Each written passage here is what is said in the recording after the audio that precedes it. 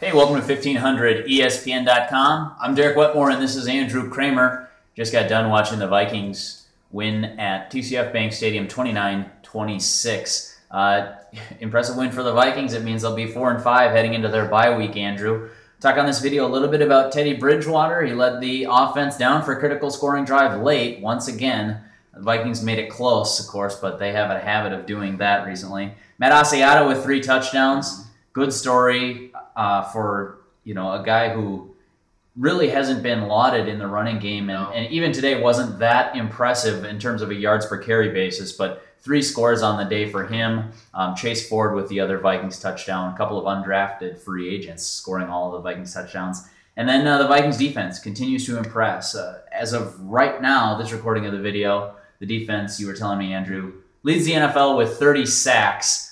The defensive line continues to get after the quarterback, even a mobile guy like Robert Griffin III. Let's start with Teddy Bridgewater, though. A couple of deep balls that he really missed on late, and that was looking like it was going to be the story of the game. But Bridgewater settled in. What did you see from him after a couple of those deep misses? Yeah, really, he's the kind of guy who they've been trying to work on his deep accuracy throughout his very brief career thus far. That's been one thing that they've really tried to hone in on. Bridgewater said afterwards in the press conference his issue was more of targeting the man instead of the area he wants to throw it to. To me, hearing that was a little concerning because you should be learning those kind of things in training camp already. These are some of the things that you should be getting over in your fledgling starts as he's in right now.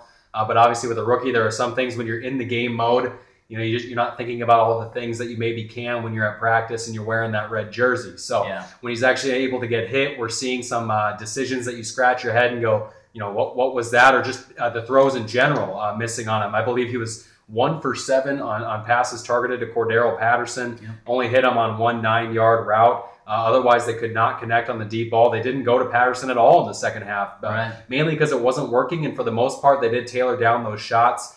They didn't take as many deep shots on vertical routes. They were okay doing those corners and post routes, but Bridgewater seems to have a more difficult time in getting the ball out in front of his receiver, getting it deeper down the field, more so in stride. And that seems to be his issue right now, and the Vikings are still working on that. Kind of followed that trend that Bridgewater's had over the past couple of weeks where he settles in the middle of the game. Yeah, and I think that has to do, too, with Norv Turner's play calling. Norv Turner is more calling things that are more comfortable for Teddy later in the game because they're realizing, okay, I mean, you see it. And early on, they're taking those deep shots, and then they're pulling back on them later in the game. First play from scrimmage today. Took a deep shot on the post. And Mike Zimmer talked about that, and basically that was just to tell the Redskins, hey, if you want to send a safety after us, we're going to take a shot. And that first play is when Brandon Merriweather, the Redskins safety, came off that left side of Bridgewater's, and he just turned or I believe it was the right side. He just turned and threw the ball. So that's something that you want to see out of your young quarterback, recognizing those blitzes and taking those shots.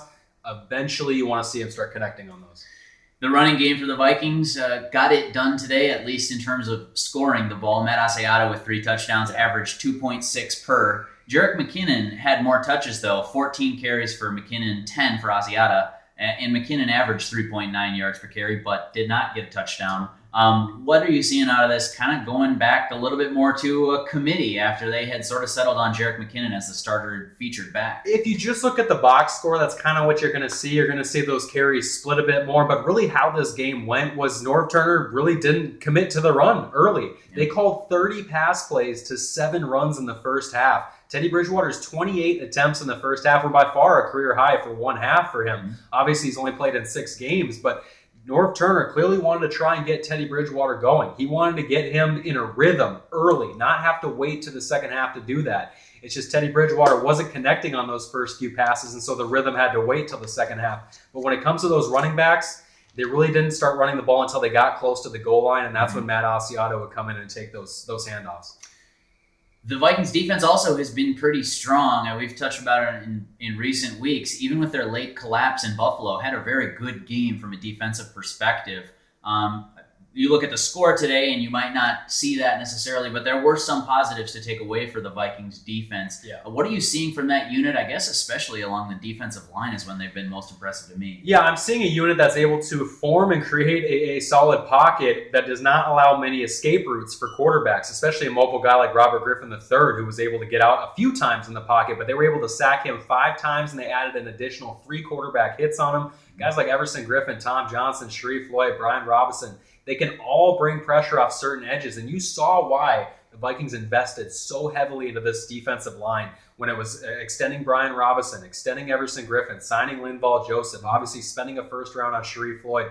They knew that they were aging with the exits of Jared Allen and Kevin Williams. They planned for this, and right now it is really the backbone of this defense. Even though you have other guys aging in other spots and other young guys that need to come along in the secondary and at linebacker, this defensive line right now, you have some guys in the prime of their careers like Griffin and Joseph, and some guys coming along, and right now it's producing a great product that, as you said before, is leading the NFL with 30 sacks. And don't forget about Anthony Barr with some of that pressure up the middle on the defensive line. Got a big hit on Robert Griffin III. That guy is impressive. Yeah. I mean, the more I watch of him, the more I can't believe just how physical specimen he is. And any of us, like me, who second-guessed that 9th overall pick, we're all eating our words. Yeah, impressive game for Barr, impressive game for the Vikings defense. As I mentioned, despite all of the adversity they've faced this season, which is too long for the rest of this video. Think about it. They're 1 4th and 20 play away from being 5-4. Yeah, they could have a winning record. They have a winning record since Bridgewater took over. It's ridiculous. They are at 4-5 heading into the bye, which might not sound great on the surface, but when you consider everything that they've gone through that prism, this has been a pretty impressive season so far for the Vikings. We'll see how they spend their bye week. They're getting an extra day off, head coach Mike Zimmer said, because of the consecutive wins. So good for them there. And good for us. That's one less practice. Great for us, too. Great for us. We'll still have all our podcasts and stuff and videos. But on that note, be sure to check out the Purple Podcast. Andrew and I are about to head back over to Hubbard Broadcasting Station at 1500 ESPN and record another edition of the Purple Podcast, as we do every Sunday. All this stuff we talked about on the video in greater depth, and some more things that we weren't able to get to. We'll touch on Harrison Smith's questionable unnecessary roughness penalty. We'll talk about that on the Purple Podcast and plenty more. Subscribe on iTunes. Subscribe on SoundCloud. I get it to an app on my Android phone. However you guys want to subscribe to it. Good stuff. Check that out. For Andrew Kramer, I'm Derek Wetmore. Thanks for watching this video, and thanks for checking back to 1500ESPN.com for all of your latest Vikings news.